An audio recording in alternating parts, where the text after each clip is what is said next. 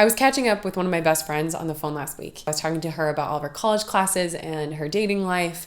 And when the subject of boys came up, she said, I don't know, Ken, I'm just kind of having a hard time competing with all these thin, beautiful supermodels around me. Just kind of went into this jokingly self-deprecating conversation about how she doesn't feel thin enough or pretty enough in comparison to all these girls that she sees on campus. And I think this friend of mine is so amazing. So it was so weird for me to hear her tearing herself down. And as she was talking, part of me wanted to reach through the phone and give her the biggest hug and tell her how awesome I thought she was. And then the other part of me wanted to smack her upside the head because I think she's amazing.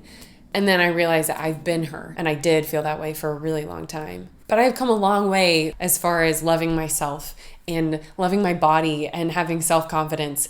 And I wanted to share that with you. And I feel like I should. I feel like I need to. In high school, I was so hell-bent on being the thinnest or the prettiest or looking like a supermodel, thinking that it would make me feel better about myself and feel more confident, that I went days without eating, or I would throw up after every meal. I would work out for 3 hours at a time after a full day of school and extracurricular activities. Young women and women in general just feel this need to live up to this unrealistic expectation of beauty, and that beauty somehow correlates with your self-worth or confidence, and it doesn't. And it's something that has taken me so long to learn. There are 3 things that, looking back, I feel like really helped me move along into loving who I am and being comfortable in my own skin. Step number 1, stop talking negatively about your body. When you look in the mirror, don't pinch your sides or irk in just self-loathing, which is something I feel like I did a lot. Try and think one positive thing, and you'll slowly make that change. Number 2 is a little connected to number 1. If you're trying to stop talking and thinking negatively about yourself,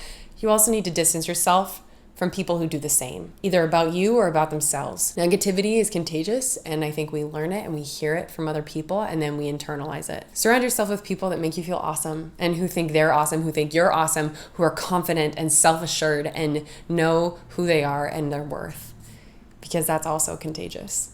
Number 3, in my opinion, might be the hardest, especially in today's world of social media where everything seems perfect. I think it's easier now than ever to compare yourself to other people, and that's also toxic. And this goes beyond body image. It goes into everything, and just comparing yourself to other people is never going to bring you happiness. I'm sharing this video because for a long time I thought that if one day I had the perfect body and looked like a supermodel, I'd be happy. That's not how it works. It goes in deeper to loving yourself and who you are, regardless of your outward appearance, and loving yourself enough to give yourself some cushion. Don't be so hard on yourself. I was kind of nervous to talk about all this because it's not usually what I do, but I just felt like I needed to say it because you need to know that you're awesome, because you are.